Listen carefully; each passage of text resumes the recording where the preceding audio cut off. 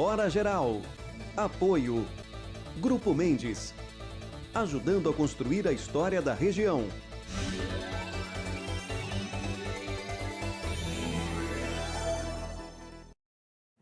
Olá, meus amigos, tudo pronto? A partir de agora, mais uma edição do Hora Geral. No programa de hoje, daqui a pouco, vamos conversar com o professor Alex Salim. Ele é especialista em direito penal e ele vai comentar um pouco mais sobre quanto será que a Polícia de Goiás gastou durante esses 20 dias para capturar o Lázaro Barbosa. Ele que foi capturado na manhã de hoje.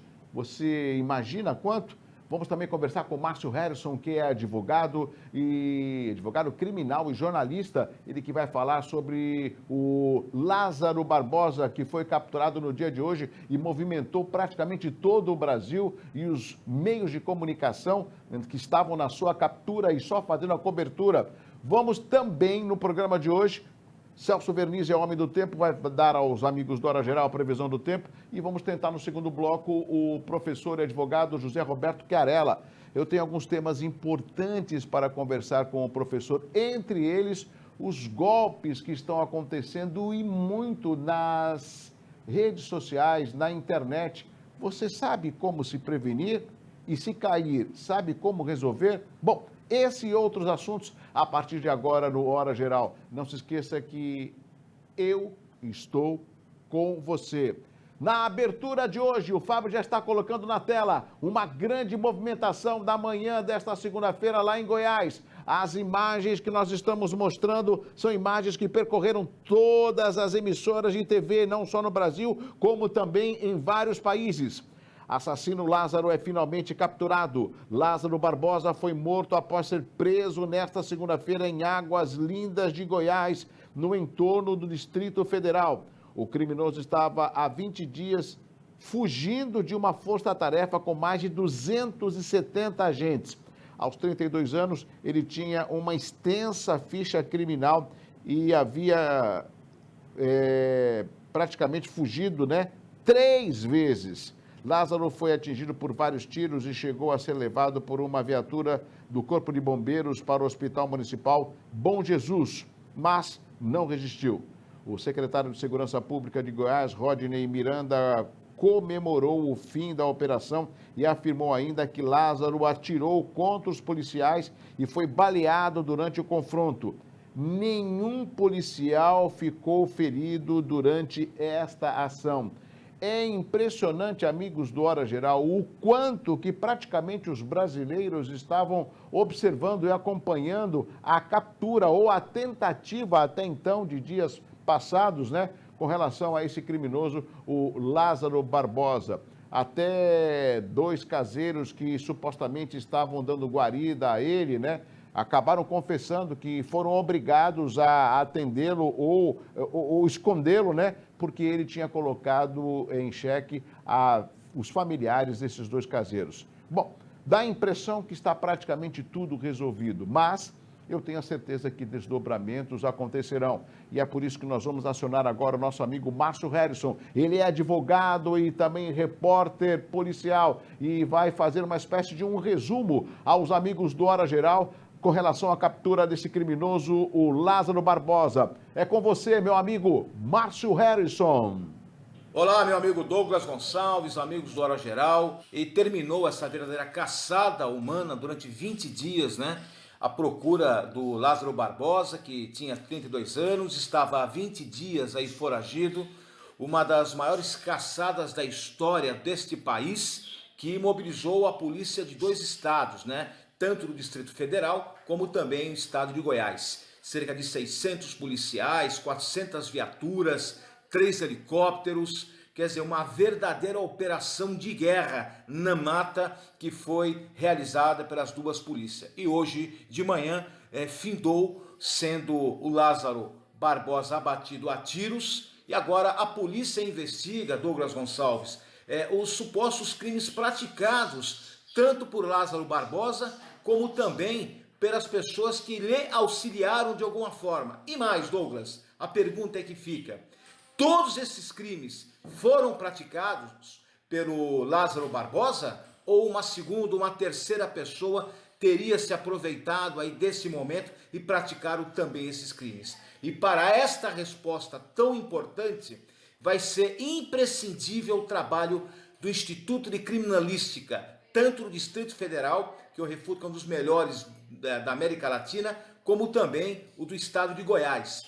Nos locais de crime, de homicídios, de estupros, foram colhidos vários fragmentos. E esses fragmentos, meu amigo Douglas Gonçalves, amigos do Hora Geral, serão submetidos a uma perícia. E esta perícia, ou através do DNA, ou até mesmo de impressões digitais, poderão apontar realmente esses crimes foram praticados pelo Lázaro Barbosa e tudo acabou, a população pode voltar à normalidade, ou existem aí outras pessoas. Além disso, Douglas Gonçalves, também as pessoas que auxiliaram de alguma forma, o caso do fazendeiro, enfim, as pessoas que deram guarida ao Lázaro Barbosa também poderão ser responsabilizadas em sede de inquérito policial, poderão ser indiciadas e até lá na frente denunciadas pelo Ministério Público e até mesmo aí sujeita a uma condenação. Mas para isso temos que aguardar agora a decisão da Justiça.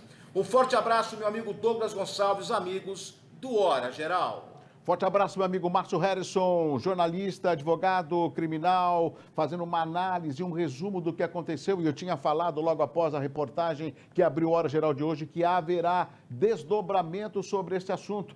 Vamos chamar agora mais uma participação agora do professor Alex Salim. Ele é especialista em direito penal. Professor, algumas perguntas, algumas dúvidas que pairam, né, com relação ao nosso público telespectador e internauta do Hora Geral. Por exemplo, quanto será que foi gasto, né, nessa operação para capturar o Lázaro Barbosa? Né? Outra pergunta, professor, ele já tinha sido reincidente, ou seja, já foi preso, né? E teve algum benefício da lei porque ele não estava preso, estava solto. E o que é mais importante, né? A população quer saber quando que vai ter uma reforma do Código Penal para tentar, de uma certa forma, fazer com que esses criminosos passem um bom tempo na cadeia e aí sim nós possamos ter uma sensação de justiça. O senhor poderia explicar aos amigos do Hora Geral, professor Alex Salim? Desde já, obrigado pela sua participação aqui no Hora Geral. Olá, Douglas, tudo bem? Obrigado mais uma vez pelo convite para poder esclarecer aí os seus telespectadores. Vamos lá, com relação ao custo da operação, como a situação toda finalizou hoje, né? É muito difícil da gente afirmar, mas com certeza, pelo número de homens envolvidos, a quantidade de recursos materiais, viaturas, munição, helicóptero, enfim, com certeza essa operação, ao final das contas, aí, quando realmente puderem apurar todo esse custo, vai custar bastante para os cofres públicos, né? No caso aí do estado de Goiás. Bom, com relação à situação prisional, né, do Lázaro, ele praticou em 2010, né, crimes de roubo e estupro, e por isso ele foi condenado ali a 15 anos de prisão. E ele iniciou a execução da pena, e o nosso sistema legal, ele prevê a progressão de regime. Então, o indivíduo ele tem que ficar um tempo no regime fechado, depois ele progride para o semiaberto, depois ele vai para o aberto. E isso é feito com base na pena total na qual a pessoa foi condenada. Existem frações que são calculadas sobre essa pena para que o indivíduo mude de um sistema para outro, do fechado para o semiaberto, até chegar no aberto. Como o estupro é um crime hediondo, né, e ele foi praticado em 2010, a lei da época previa aí a progressão de regime com 2/5 e 3/5, né? 2/5 para quem é primário e 3/5 para quem é reincidente em crimes dessa natureza. Bem, o que é o regime semiaberto? Ele foi, então, o regime semiaberto, existe um equívoco no conceito. Muitas pessoas imaginam que o indivíduo vai para a liberdade, ele vai trabalhar durante o dia e voltar à noite na cadeia. Não é assim. O semiaberto, ele é um presídio também, só que o sistema de contenção, o sistema de vigilância é menor do que no regime fechado, é só isso. É o que a lei fala em prisões agrícolas, né? Então, e aí ele fugiu em 2016 e ele começou a praticar crimes, foi recapturado e depois saiu novamente. E aconteceu toda essa situação. Com relação ao Código Penal, o nosso Código Penal ele vem sendo reformado aos poucos, né? Existe um projeto de alteração total do Código no Congresso Nacional, mas o legislador ele vem optando por fazer pequenas alterações pontuais, como por exemplo agora, no dia 27 de maio, foram incluídas modalidades de furto e estelionato digital. Então o legislador ele vem alterando aí o código aos poucos. O projeto de grande alteração, ele está parado no Congresso, né? O Congresso acaba tocando outros assuntos aí que considera prioritário e deixa essa situação de lado. Agora, a meu ver, o mais importante é a lei de execução penal, que ela deveria ser reformulada, ela vem recebendo também algumas alterações, mas, por exemplo, em dezembro de 2003, nós estávamos no primeiro governo do ex-presidente Lula, e nesse ano foi retirado do Código da Lei de Execuções Penais a obrigação do famoso exame criminológico, que é esse que faz a apuração psicológica do indivíduo, ele não é mais obrigatório. Veja, a vara de execuções pode até realizar esse exame, mas a lei não exige mais esse exame como requisito para o indivíduo mudar de regime. A lei diz simplesmente atestado de boa conduta emitido por diretor do presídio e o cumprimento do requisito objetivo, que é o tempo de prisão. Então, a lei de execução, ela traz uma série de benefícios, ela foi reformulada agora em 2019, teve uma alteração com o pacote anticrime, mas talvez nós precisamos pensar outros aspectos aí da lei para evitar justamente esse tipo de situação. Eu quero, a meu ver, na minha opinião, em modesta opinião, eu trabalho no Tribunal de Justiça, lá na primeira Câmara Criminal, com situações criminais e dou aula de direito penal. Eu acho que crimes violentos, né, roubo, tudo que envolve violência ou grave ameaça, o legislador precisaria rever a estrutura aí de execução da pena, de punição, enfim. Tá certo? Tá certo. Grande abraço aí, Douglas, para você e para os seus ouvintes, e até uma próxima. Obrigado, professor Alex Salim, professor especialista em Direito Penal, conversando com os nossos amigos do Hora Geral. Temas importantes, de interesse de todos nós, hein? Agora vamos até São Paulo. Olha só, uma empresária acabou atropelando o motoboy e foi presa. Nós temos as imagens e o Fábio está colocando na tela. Você não imagina na imagem. Olha só. Uma motorista foi presa após atropelar e arrastar uma fileira de motos que estavam estacionadas na rua, matando um motoboy e ferindo gravemente o outro. O acidente ocorreu na madrugada deste domingo em frente a uma empresa de delivery de bebidas na zona sul de São Paulo. As imagens são fortes e mostram o carro em alta velocidade, onde o limite é de 40 quilômetros, amigos do Hora Geral. A dentista Daniele Piorelli Almeida Diniz, de 42 anos, foi presa em flagrante e indiciada pelos crimes de homicídio e lesão corporal na direção do veículo. Olha só, ambos na modalidade culposa, ou seja, sem a intenção de matar ou de machucar. Aí eu faço uma pergunta para você. Alguém que imprime uma velocidade como ela estava, numa via dessa que está marcado lá 40 quilômetros, né? Será que ela não tinha noção? E a informação que chega da produção do Hora Geral é que ela não quis fazer o exame de bafômetro, né? O etilômetro, para saber se de repente ela consumiu bebida alcoólica ou não. E ela não ficou presa. Ela pagou uma fiança de um pouco mais de R$22 mil e está em liberdade. Resultado disso, um motoboy que faleceu, foi morto no local, né? A imagem mostrou a brutalidade, né? do carro como pegou a moto, e o outro motoboy está em estado grave.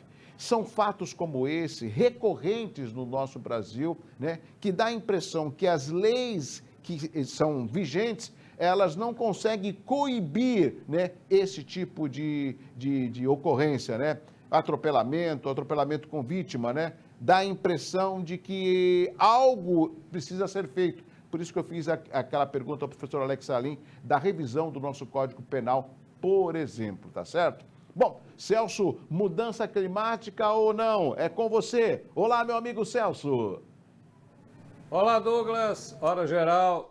Gente, aproveitar o fim de semana? Que bom, né? Fim de semana, fazia tempo que não dava um fim de semana assim, com vento quente vindo do norte, do noroeste, vento que deu aí aquela sensação gostosa de calor. Aproveitaram o domingo, sem aglomeração, com responsabilidade? Pois é, hoje já mudou o tempo, né? Já não subiu a temperatura como deveria e durante o dia mudou o tempo, as condições mudam mais agora à noite e pela madrugada, com queda maior das temperaturas. Tempo instável amanhã, também depois, mas melhorando gradativamente. Esse ar frio vai empurrar tudo de instabilidade para fora. E vai vir o frio de rachar. Eu disse a semana passada, você deixou o agasalho tomar sol esse fim de semana? Então, está preparadinho para ser usado. Tempo mudando para frio, muito frio em todo o estado. E pode chover ainda durante a noite e a madrugada, chuva leve. Grande abraço a todos, a você também, Douglas. Até amanhã. Nome do tempo. Bom, rapidamente, amigos, hoje você percebeu que a gente tem vários assuntos para que você fique bem informado. Vamos para um pequeno intervalo comercial. Na sequência, vamos tentar o contato com o José Roberto Chiarella. Ele é educador, advogado, temas importantes do seu interesse. Entre eles, ele vai falar sobre a grande quantidade de golpes que estão ocorrendo na internet. Como evitar? Agora, se você caiu, né? Como resolver esse imbróglio. Mas tudo isso depois do intervalo. Eu volto já, você vai ver que é muito rápido. Já já estaremos de volta com Hora Geral.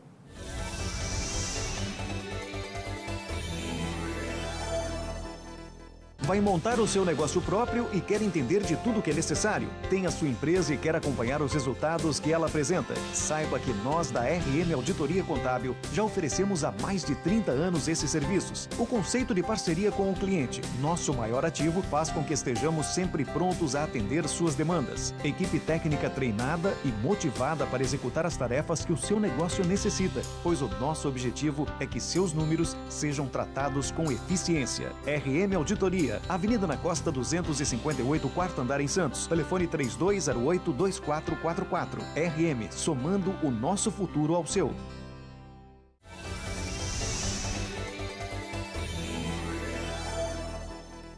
Bom, este é o Hora Geral e nós estamos sempre levando até você, assuntos importantes.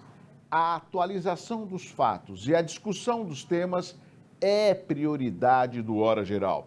Como eu tinha comentado desde a abertura do programa de hoje, eu vou conversar agora com o nosso amigo José Roberto Chiarella, advogado, educador, uma figura que eu volto a repetir, tem um carinho muito grande, e nós vamos conversar com o Chiarella sobre dois temas importantíssimos. Mas antes, reza, né, a educação. Olá, meu amigo Chiarella, tudo bem?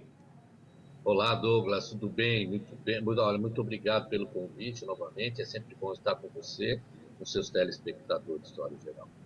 Meu amigo José Roberto Chiarella, tem dois temas importantes na qual desde já agradeço a sua participação aqui no Hora Geral. Com relação a um comercial de uma rede de sanduíches, né, de fast food, que acabou colocando crianças, né, praticamente explicitando, né, um tema que deve ser discutido, no meu entendimento, dentro de casa, em segundo lugar nas escolas, que é com relação à opção sexual de cada um.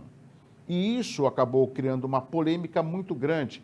E nós estamos no século XXI, que eu diria que é o século da informação, né?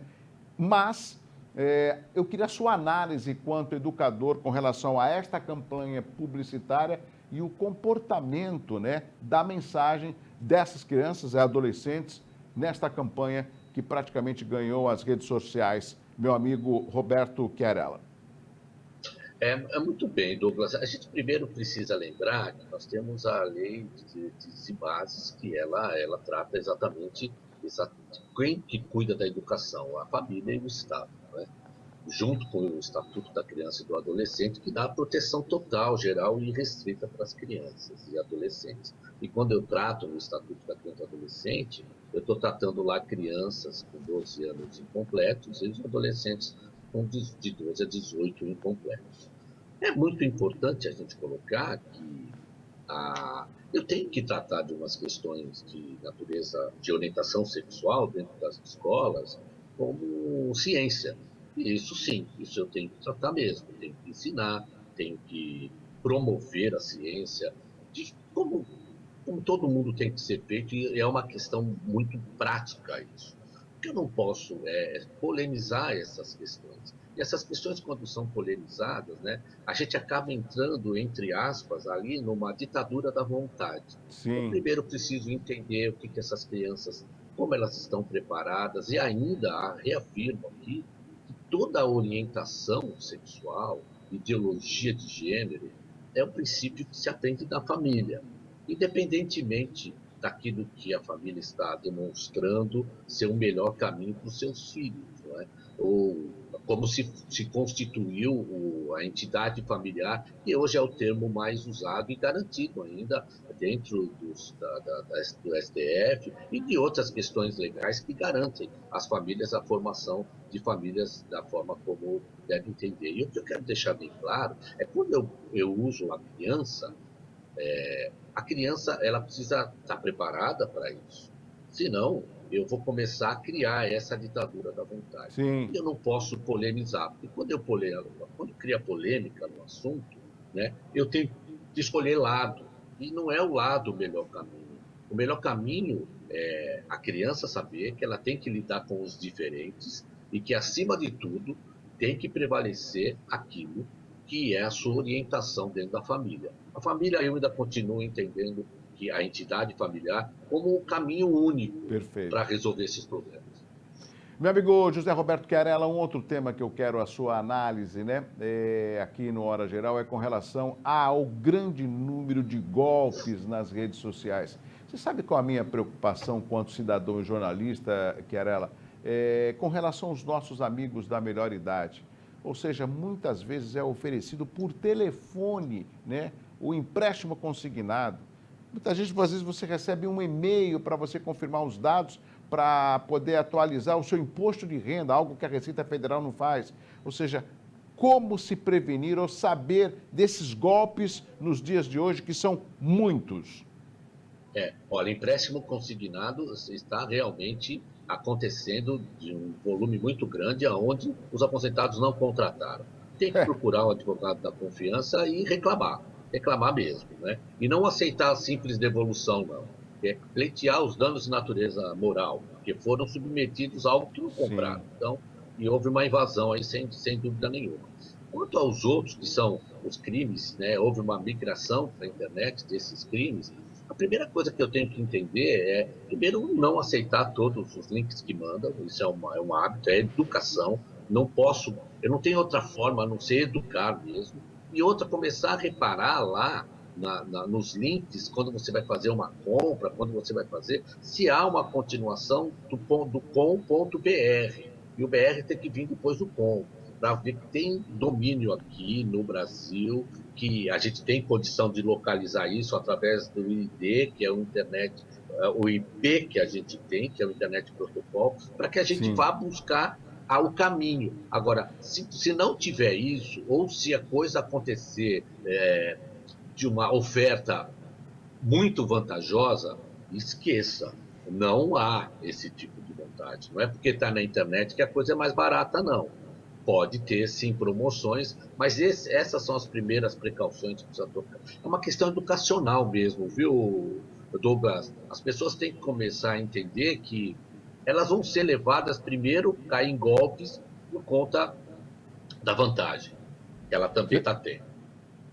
Você sabe que eu conversava com um outro professor, não sei se você conhece o professor Alex Salim, ele é especialista em direito penal, e ele falava que na Black Friday do ano passado, 3 supostos empresários, né, criaram 7 sites de compra e lesaram milhares de pessoas. Olha só que ponto, né, essas pessoas acabam utilizando as redes sociais, né? E o mais importante, você acabou de falar, às vezes você vê um preço, né, você cai, puxa, super barato, eu vou comprar. Ou seja, a pessoa ela é seduzida pelo valor e aí ela não tem a precaução de saber se aquele site é seguro ou não. A primeira motivação é obter vantagem, né? Então, inclusive de quem está comprando. E a outra é você realmente ter um pouquinho mais de trabalho, né? Pesquisar mesmo. E em outros sites especializados que você pode consultar, Reclame Aqui, consultar fotos, tudo isso você tem. Tudo que a tecnologia cria de problema, ela também tem a solução. Basta você ter uma orientação. E o processo educacional é o seguinte: tudo que você faz na sua vida normal, fora da vida virtual, é o que deve prevalecer também na virtual. Entendi. Entendeu? É assim que você tem que agir. Se você tem que consultar preço no shopping center, vendo lojas, a mesma coisa você faz aqui, procura saber a veracidade das vendas. algo que eu também me preocupo, né? Graças a Deus os meus filhos já passaram, já se formaram, né? Mas existe um grande número de alunos que não tiveram um aproveitamento em 2020 e a gente sabe o quanto que isso é prejudicial. E também sei que eles não devem pagar, como você ouviu, mas talvez uma carga horária reduzida, uma retomada. Eu sou daquela época, Querela, que tinha recuperação, né? Para você tentar Ainda recuperar, tem. o professor dava uma matéria, recuperação. Já faz um bom tempo, né? Porque estudiosos, né, fizeram aí um levantamento que isso vai levar de 5 até 10 anos para a retomada do ensino por causa da pandemia. E isso preocupa uma nação. É uma nação que a gente discute tanto o assunto que fica à margem do que deve ser discutido mesmo, né? Eu tenho que valorizar o profissional professor, eu tenho que valorizar o profissional professor, quando eu digo, eu não estou falando só nas questões econômicas, não, é de respeito do profissional professor. Eu tenho que valorizar, a família tem que entender que é esse o ponto maior. Eu acredito que o governo atual se preocupe com a educação. Por quê? Porque eu não posso crer que um país, né, onde tem a fonte maior do saber é a educação, é a escola, que eu vou conseguir ter cidadãos lá para frente que vão modificar as questões da minha nação se não tiver essa instrução, se não tiver essa preparação. Perfeito. E nós estamos deixando a desejar. E deixando a desejar, inclusive, naquilo que é proporcionar a ele hoje, que é o estudo através de dados, de internet. O povo não estuda porque não consegue acessar. Está muito difícil isso. E isso é uma lacuna que o Estado tem que suprir. É dever do Estado. Meu amigo José Roberto Chiarella, educador e advogado, obrigado mais uma vez. Temas importantes que você pôde ilustrar, dialogar e explicitar junto aos nossos amigos do Hora Geral. É aquilo que eu te falei, eu vou convocá-lo algumas vezes para que você possa, com o seu conhecimento, poder dar essa informação ao nosso público telespectador e internauta. Obrigado, Chiarella. Douglas, é sempre um prazer, viu? Sucesso para você, para o seu programa, Hora Geral, para o seu público. À medida que a gente puder colaborar, estamos à disposição sempre. Fica com Deus, viu? Obrigado. Tá certo. Um abraço para você. Bom, nós conversamos com o advogado José Roberto Chiarella, também educador, sobre temas importantes. Eu sempre deixo o meu público, o telespectador, à vontade. Afinal de contas, o WhatsApp está à sua inteira disposição. Lá você pode opinar, você pode sugerir, né, pautas e assuntos importantes. Apesar de que o nosso primeiro bloco de hoje foi muito movimentado, não é à toa, né? Acredito não, todos os telejornais, os portais de notícia, né, estão falando sobre a captura do Lázaro Barbosa, né? Que isso, no meu entendimento, ainda terá outros desdobramentos. Bom, chegamos ao final de mais uma edição do Hora Geral. Muito obrigado pelo carinho, obrigado pela audiência. E eu não posso deixar de mandar um abraço assim, ó. Um abraço muito forte para você. Tchau, tchau, até amanhã. Hora Geral. Apoio. Grupo Mendes. Ajudando a construir a história da região.